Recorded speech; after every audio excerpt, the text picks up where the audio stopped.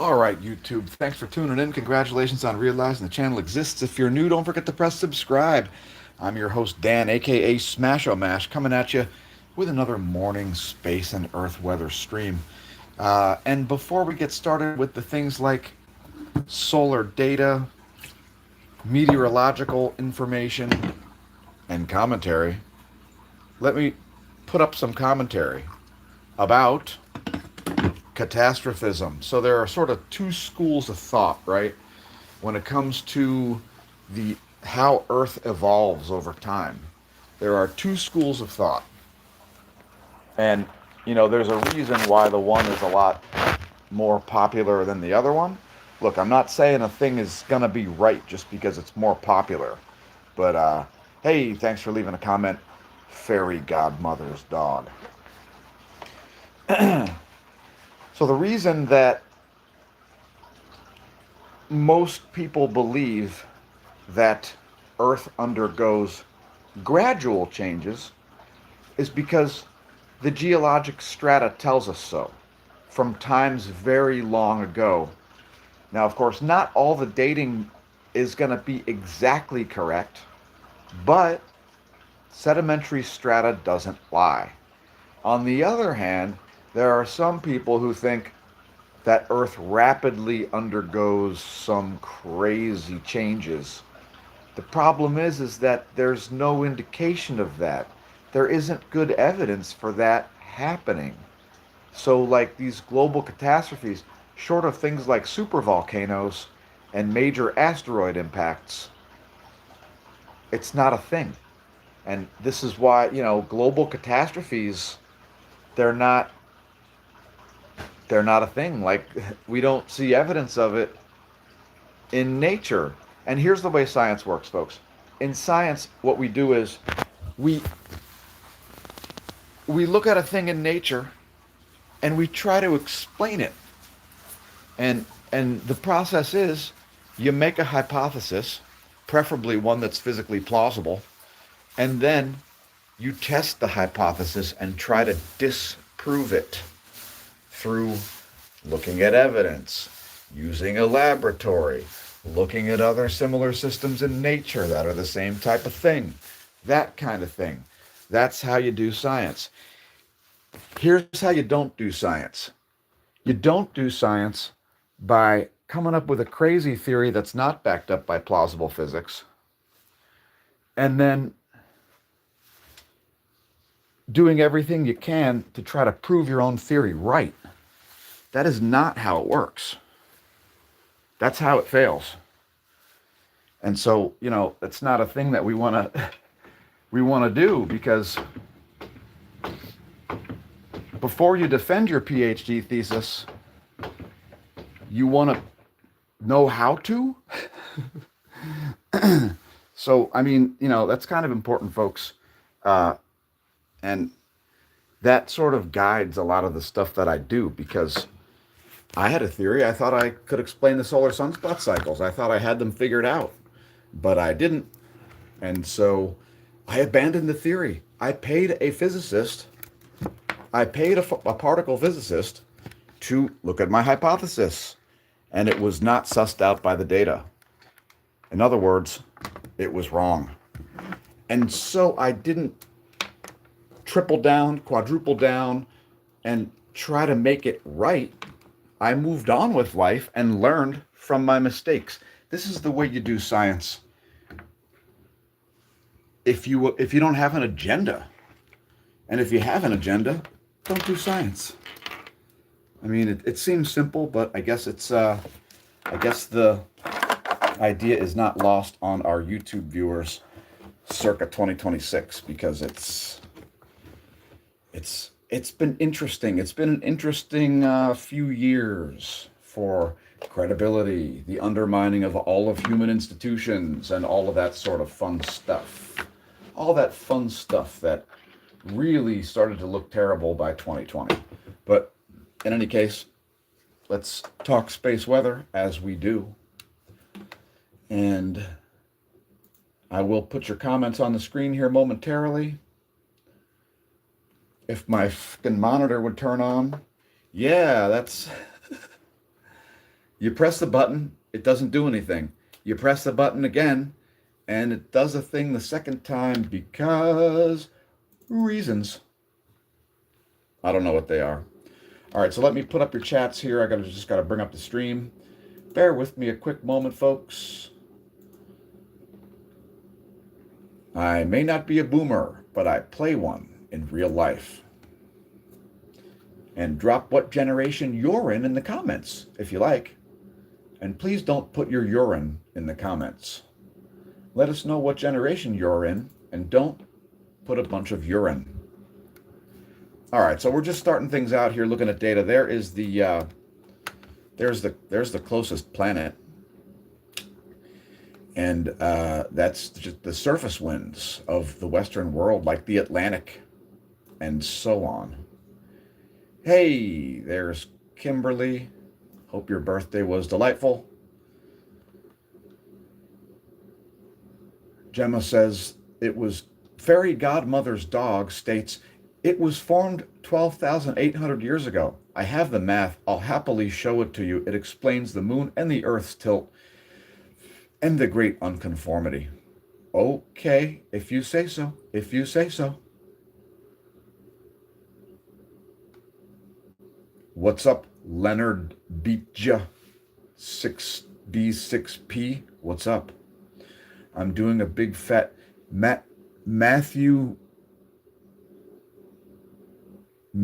Kershaw 3795 says, I'm doing a bit of a smelly poo just in case anyone wanted to know.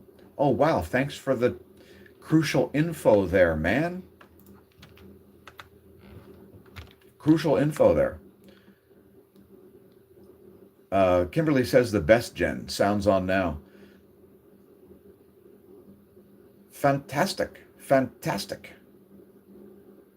Oh, took a little longer than expected, huh? Because of that detour? Was it because of a landslide? I believe Kimberly had a landslide, and that's why she was a little bit late. Can I have some data? Microsloth. Can I please use my own fucking device? I forgot I was going to test out a new browser today, but I didn't have time to do it first. So we're sticking with Chromium for now. Sticking with Chromium. What the heck is it doing? Nothing. A heap and helping a zilch. Please load the things that I've told you to load. Otherwise, we're going to have problems. Problems. And where is my GOES 19 SUVI? What the heck is going on, folks? What the heck is the deal? Please load anything. Ah, this is fun. All right, so Kimberly went tobacco hunting. And yeah, we're looking at X-ray flux right now, or trying to. It says 3-day. It doesn't fucking show the 3-day. There it is. There is the 3 days of X-ray flux, and we're at a low-level C-class background range, so we have a pretty inactive sun right now. And let me bring up the GOES. We'll come back to X-ray flux in a minute. First, I want to show some solar imagery as we gaze at the closest star, the most interesting one. Drop your favorite star in the comments if you have one. Yay, there's a button there that's not lit up. That's fun, isn't it? Did the applet just not load? I don't know. Does anything can function in the realm of the internet and apps and software? I don't know. Doesn't look like it. Yay, a thing loaded. Oh my God, I'm so excited. All right. Yowzers, this is so fun, folks. Thank you, Microsloth. You're doing a fine job over there. All the pioneers of AI. So can we all have a slow clap for the pioneers of AI? And hopefully you don't get the clap because, you know, you've been infected by AI. It's essentially a disease at this point. You know, you have like all these like crypto bros who don't know anything about code or software or hardware, and they're like, bro, the solution is buy Bitcoin, bro. That's the bro solution, bro. All right, let me put your chats back on the screen here since we're waiting all day for a simple applet to load. which of course is always fun. Let's see. Hunting tobacco, that's my favorite star. Bitcoin is on a decline. TF, you even saying, I'm making fun of Bitcoin because cryptocurrency is a liability and a speculative asset. So that's what I'm doing. I'm making fun of the crypto bros and the Elon Musk sycophant, pathetic fanboy cultists and everybody who believes all the fraud. I mean, that guy's got fraud coming out of his pores like it's a bodily function. And I don't know, for some reason, the sycophants just lap it up. It doesn't matter how many lies are obviously told. It doesn't matter how many material facts are intentionally misrepresented. Fraud, fraud, fraud, fraud, fraud, fraud. And then everybody's like retweeting the fraud. It's insane. It's kind of weird. All right, we're going to come back to that. Let's look at Helio Viewer here. I want to look at the sunspots on the SDO instrument. There is the SDO continuum. Similar to if you were looking at visible light. This is the HMI instrument is designed to look at the photosphere. That's the part where you see sunspots, folks. And we've had a decline in sunspots since yesterday. Decline in sunspots since yesterday. If we add the 171 angstroms wavelength, you can see some, magnetic filaments and so on there. The plasma in the middle corona, the 171 angstroms is really good at depicting those magnetic filaments. There we go. There's 304 angstroms. There's ionized helium. And we do have some massive filaments yet. So I don't know if these have been named because nobody is on Twitter, and I'm not surprised because the platform is pathetic and has even more censorship than it had in 2020, if that's even possible. But oh, it be. To quote Elaine Bennis, oh, it be. He took it out. He took it out. And there's more censorship on Twitter than there was 6 years ago. Yeah, it's confounding. It's confounding and ridiculous. Professor Dave Explains was banned from Twitter, I guess because every day he'd be like, F you, Ben Shapiro, you Nazi. And I used to enjoy reading his tweets because it's funny. And you're allowed to call somebody a Nazi every day if you like. That's called free speech. It's not illegal, and we are real free speech advocates on this channel. So it pisses me off when I hear that people got banned from Twitter, by Milan Husk. A husk resembling a human. What a wreck. What an absolute disaster. So here's cosmic ray flux real quick. This is just the Olu neutron monitor. And this 4 Bush minimum, it's almost 30 days behind us now. So that was the last major geomagnetic storm. And of course, as you can see from this graph, solar minimum represents cosmic ray maximum, and cosmic ray maximum represents solar minimum, and solar maximum represents cosmic ray minimum. Right now, we're at levels not seen since 2004. So we're at a 22-year cosmic ray flux low as this solar maximum associated period moves on. Speaking of moving on, here is our Cygnus X3 X-ray flux data. That is the X-ray flux from a high-mass binary located in the Milky Way galaxy, the only known cosmic ray point source. So on the upper left, you have the daily. This has a weird 4.6-hour periodicity to it because there's an incredibly fast orbiting object there that I won't get into on this video. It's more for like a cosmology segment. Cygnus X3 is one of the weirder things in the whole galaxy, and you're part of its stellar sphere because it is definitely sending particles through your head right now, especially if you're in the northern hemisphere. So yeah, Cygnus X3, the high-mass X-ray binary and cosmic ray point source, it actually has been a little bit more active here since around 2020, interestingly enough. But anyway, let's move on and check out the Huxt forecast here. This is the University of Reading's CME forecast. There's other data here that you can check out as well, like far side images and so forth. But we just use this page for the Huxt forecast because we look at all those things close up manually. So here's the University of Reading forecast for CMEs, and there is a long duration coronal hole high-speed stream on the way. That's this sweeping system you see here. Coronal hole high-speed streams are easier to forecast than coronal mass ejection. So over here on the left, on the right side, you've got there's the Earth, and the ACE, of course, is about 1/93rd of the way to the sun. And you've got Mercury speeding around to make a pass, and it will go into retrograde, and people will make crazy forecasts. Too many bros that don't know anything about finance or investing giving constant finance and investing advice. They don't know anything about economics, finance, investing, speculative assets, software, or, much of anything else, but they'll definitely tell you all about it and prove it. Leonard Beaches B6P is an Elon Musk cult fan. Oh, wow, all right. We're glad to see that you're a fan of a cult. Great. OMG, OMG, OMG, we all gonna die. Yeah, because earlier in the stream I was talking about catastrophism, because most people in science don't think catastrophism is a thing, because there's no evidence that the world plunges into global catastrophes. So there are YouTube channels out there that'll tell you all kinds of stuff.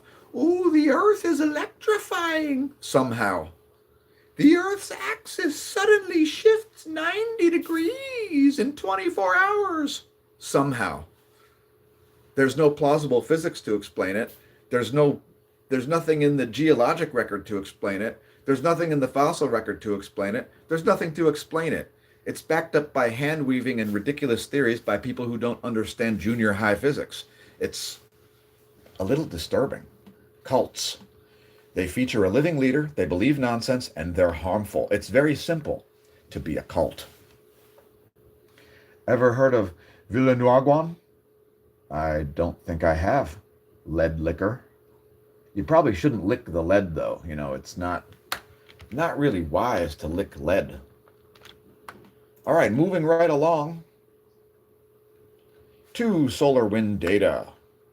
What do we have? We still have an elevated solar wind here. So we still have a fast solar wind coming in, 488 kilometers a second.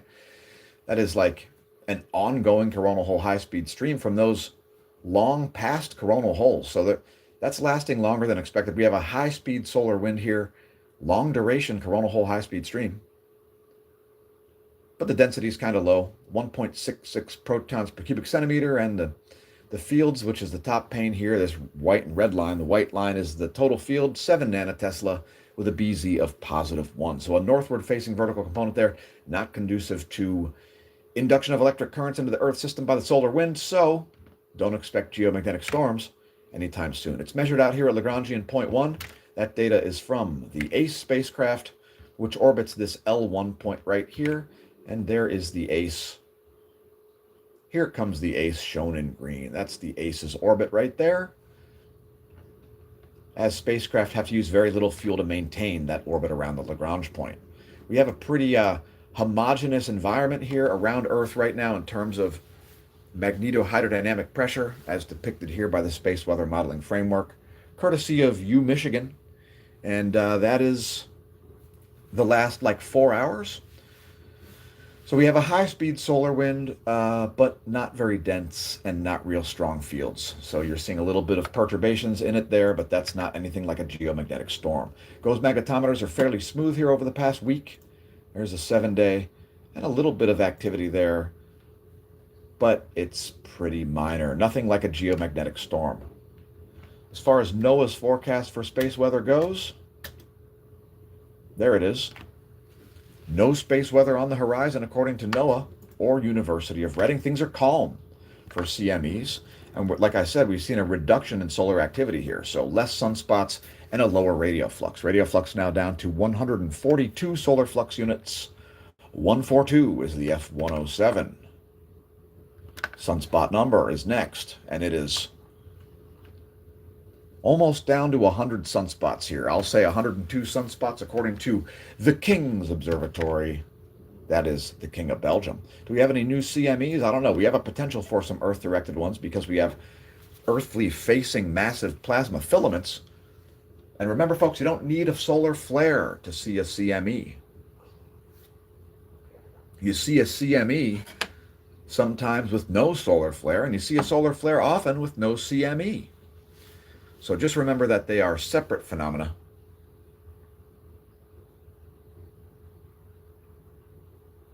And there could be some more ejecta headed this way. I do see some.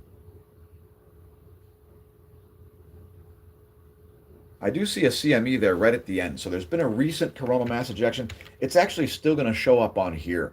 So let's just look at the last couple of hours here. Actually, let me verify that first. So we saw that kicking off around 7 o'clock this morning on the coronagraph. So a little bit before that. So let's just see what we've got here.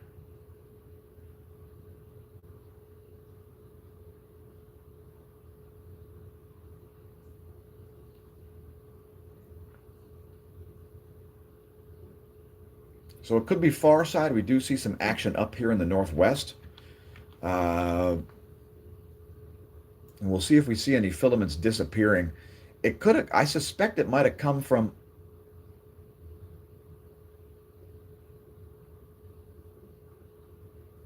It looked to me like it was on the west side. So, oh, right here. Right here. This filament right up here just ejected. So that could actually have some earthly components. It's going to be a minor impact, and it's fairly slow moving as well. So we will see a likely minor glancing blow CME impact here on the 14th. So like midday to late day on the 14th, which would be Saturday. So Saturday, a minor CME impact here likely. Not a major one. Could cause like a KP5 for a brief period, but that's pretty, it may miss entirely, but at the moment it looks like it could have earthly directed components. Let's look at stereo A here, because that should corroborate what I've just shown, but let's see what we've got. Hopefully the data is there for that time frame. Fingers crossed. Fingers crossed and middle fingers poised. All right, so here's stereo A. And tell me we've got the data. Please have the data.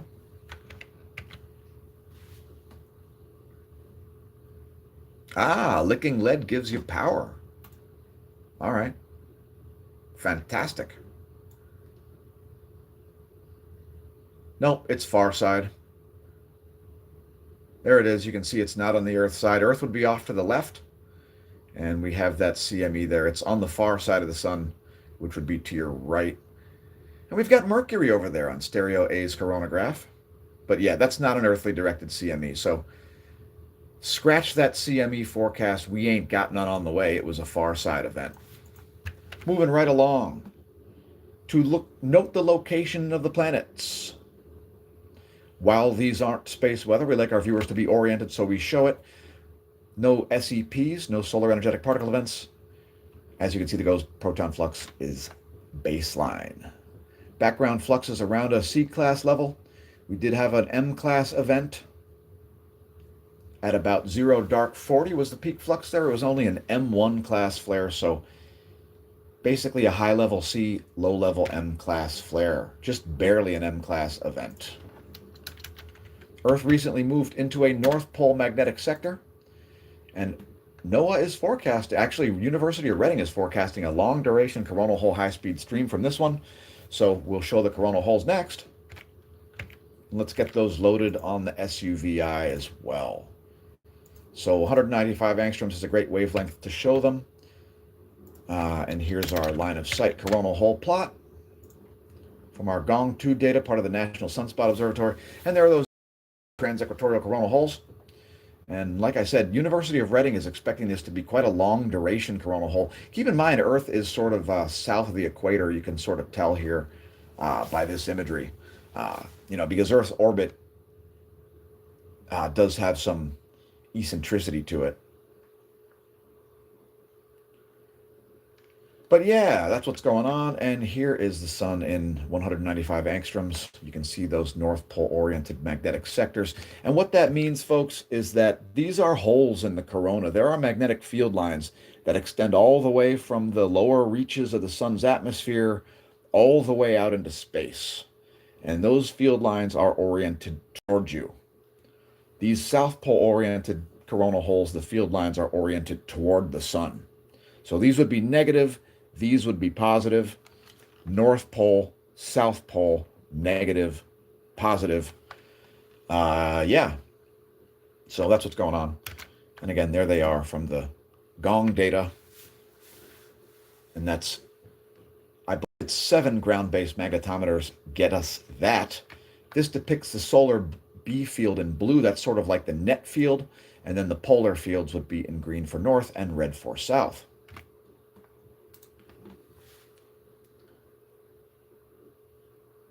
Next, we'll go to El Teide, Spain. Look at the magnetogram. Like I said, things have degraded since yesterday. So we've got less sunspots, less likelihood of large solar flares. There is still a high chance of coronal mass ejections, as there's a lot of unstable plasma on the Earth's side of the solar disk. So that's what we like to see. Remember, folks, flares and coronal mass ejections are completely different phenomena. And here is our El Teide red light imagery. And yesterday we talked about naming a filament. Today we're going to name it. Maybe we'll even name it after one of our viewers, but they would have to be on Twitter in order for that to happen. So let's look at filaments and all these dark absorption features here. This is basically, these are features that are chemically rich, and they are blocking the hydrogen signal from getting to the ground-based observatory at El Teide. So these absorption features, they show us massive filaments. And when you see a thing like this, it is a thing like this. But when it's oriented toward you, obviously there's no contrast there. It's a three-dimensional object viewed on a two-dimensional plane. But, oh, look at that. There it is. So that actually did eject. Weird. So maybe that just reoriented itself. About 1700 yesterday. So that should still be on here as well. Let's see if we can see a Hyder flare associated with that. Because sometimes the plasma crashes back down toward the chromosphere. And so we should be able to easily see that here. Let's bring this back.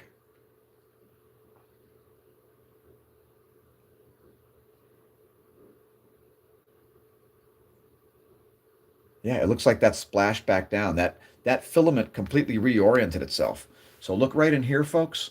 I'll slowly move this forward. You see this filament here kind of moving to the southwest. And then it looks like it gets integrated into the fields of a different active region there. So that's a great example there of a filament moving around and not even producing a CME. So no real Hyder flare, a little bit of a Hyder flare perhaps right there where it kind of re-anchors itself. But if somebody would have named that filament, that's a great filament now. A little bit of it ejected out of the west, it looks like, but it did not turn into a major CME, and it looks like it kind of stayed there. So that's more of an uncommon filamentary motion that you'll sort of rarely see. But that's pretty cool. I think I'll make a highlight. Anyway, that'll appear in our shorts, by the way, if you want to share that with your friends and foes. Their attention span might be up to 49 seconds or something like that. We would hope so, but don't hold your breath. Don't hold your breath for attention spans more than a half a second, folks. All right.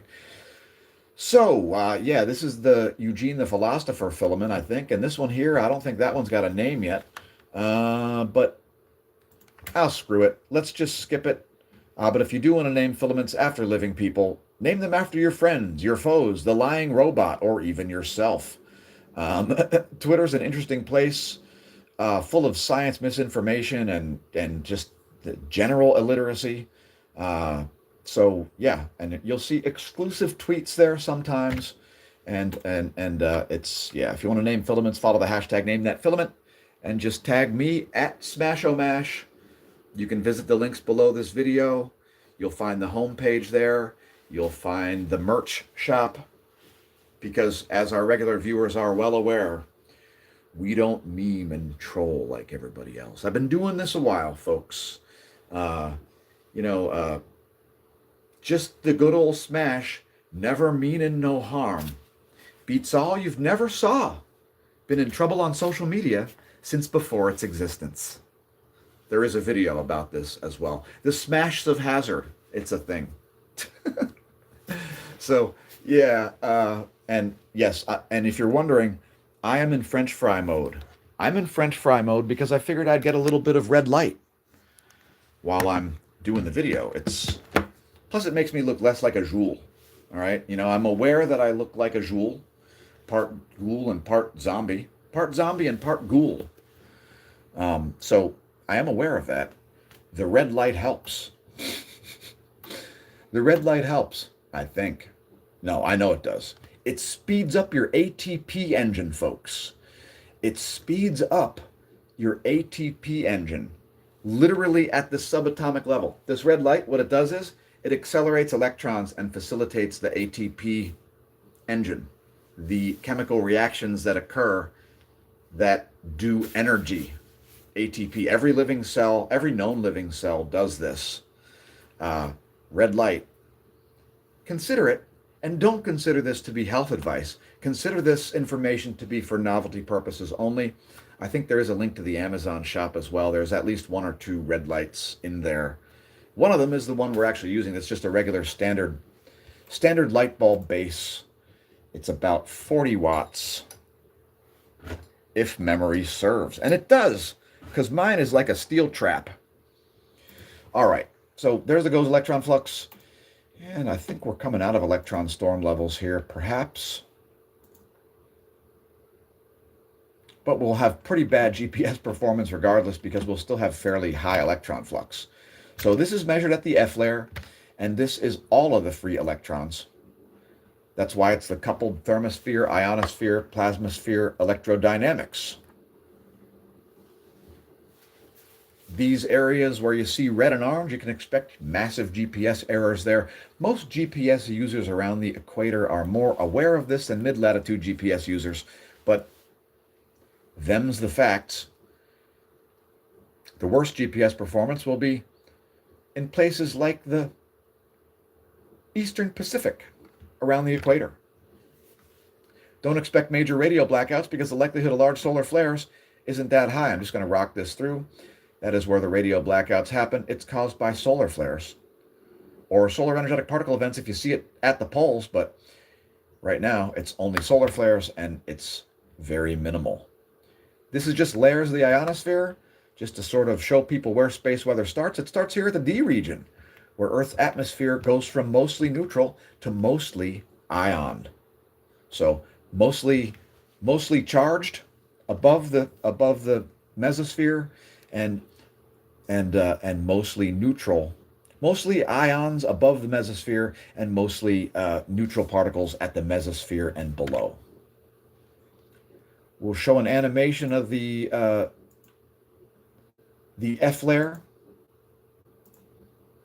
showing how fast those things are vibrating, and also the anomaly in megahertz from the 30-day median. Here's the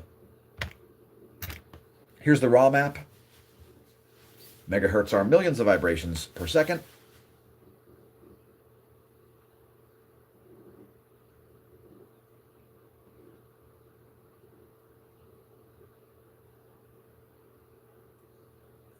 So Mysterium Numinous, while we're looking at the ionosphere map, states Florida needs seismic retrofitting because of what they don't know. #NASA. I don't know what the hell that means. I don't know why it would need seismic retrofitting. Are you talking about earthquake activity or something? Florida doesn't really get earthquakes, so don't know what you're talking about, dude. But thanks for leaving a comment regardless. We can see on the ionosphere map, once again, the South Atlantic anomaly is over here on the equatorial west coast of South America. Right in here.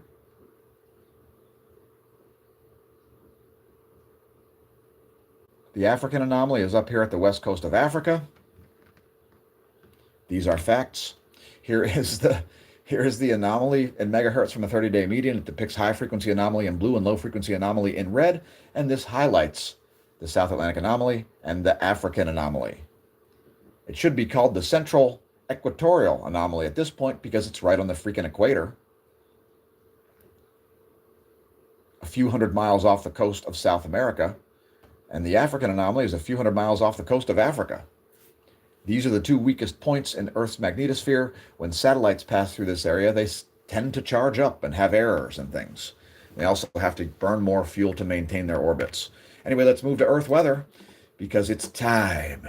Time to transition to planet Earth. So we're going to look at the lovely sunrise over the Atlantic next. And how about 25 frames? That seems about right. There we are. As the Lehigh Valley comes out of the deep freeze, and spring is just right around the corner now. So the dead of winter, the part that's really super frustrating, where roads are all messed up and things, is now behind us. We're going to get several quite warm days consecutively, which have been massively overdue. So I'm just reducing the glare a little bit here.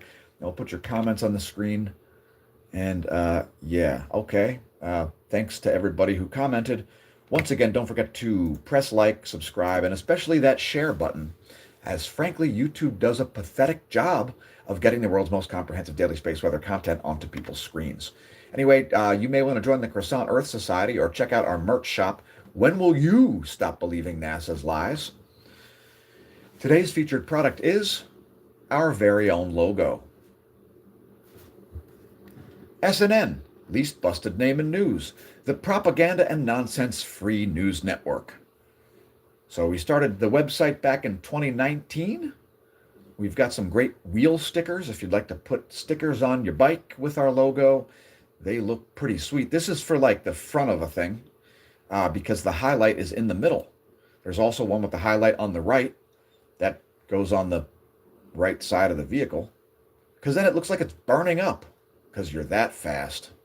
Anyway, congratulations on realizing the channel exists. We're frankly surprised that you found it with the pathetic and disgusting state of censorship on the internet in 2026.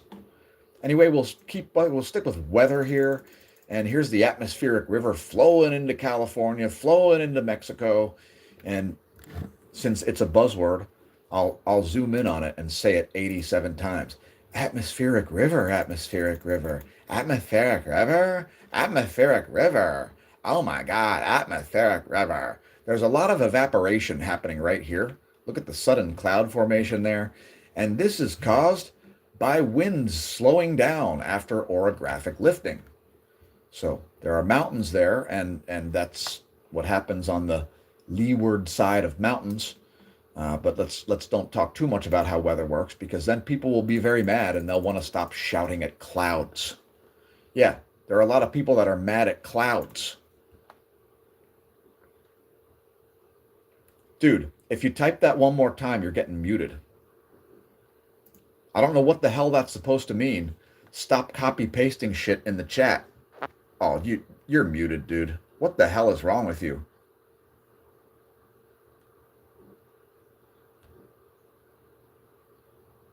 How about a 10-minute timeout? Shut the f up, Mysterium Numinous, you douche.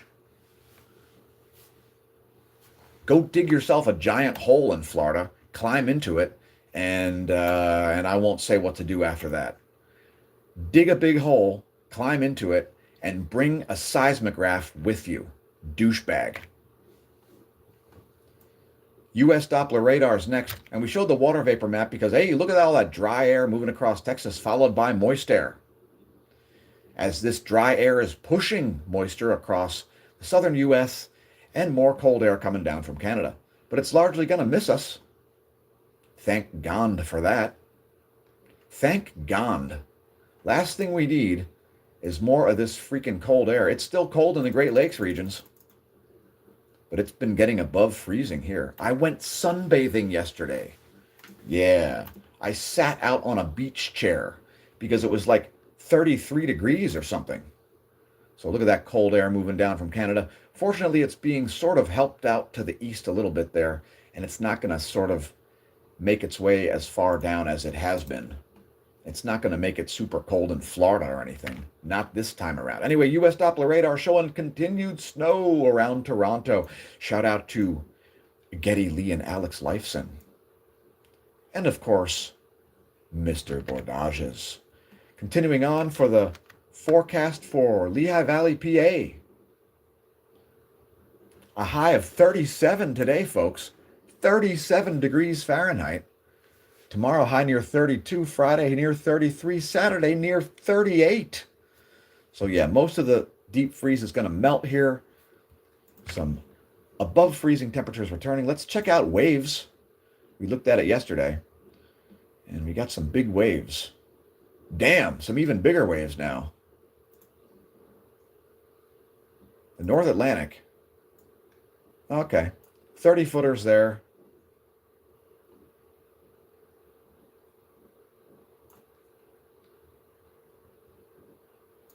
All right, but I digress. Here is a satellite map. We will zoom way out and show this spectacular Umestat map. It's freaking good. And of course, you can see the curve of the croissant Earth. See that curve? Yeah, croissant Earth. The whole thing's curved. The whole damn thing, irregularly curved.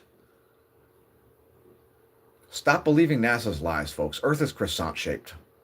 Roadrunner 99942 says, I hope it's an early spring. Yeah, I don't know if it'll be an early spring, but, you know, in the Boston to D.C. corridor, the dead of winter, it ends by, say, mid-February. So it's, you know, the likelihood of extended deep freezes goes way down once you get halfway through February. So for all you Boston to D.C. corridor, mid-Atlantic types, it's the harshest part of winter is certainly over, and we're unlikely to see any conditions that are extended like what we've seen this year with these ongoing snowbanks where the road becomes a straight-up death trap. All right, so here's a lightning maps, and I don't think we got any lightning in the U.S. right now. There is some in the West Atlantic, but no U.S. lightning. Here's our wind map. There is surface winds. Here are the jet streams. Jet streams of the east. Oh, some very cold air here getting to Tasmania and southern Australia there. Some legit Southern Ocean air. Whoops. Some legit Southern Ocean there. And here are your surface winds. Some strong conditions there in the Southern Ocean. Here are the surface winds of the central world and your jet streams. Back to my side of the planet. All right, so we're going to cut this thing. This has been another delightful daily space weather video. Saw that great filament movement and stuff that we don't always see. That's always nice. Let's take a look at that filament motion in 195 angstroms while we're playing around with this stuff. So right in here, you're going to see this massive plasma filament. You see it's very dense. I think I did name this one yesterday, didn't I?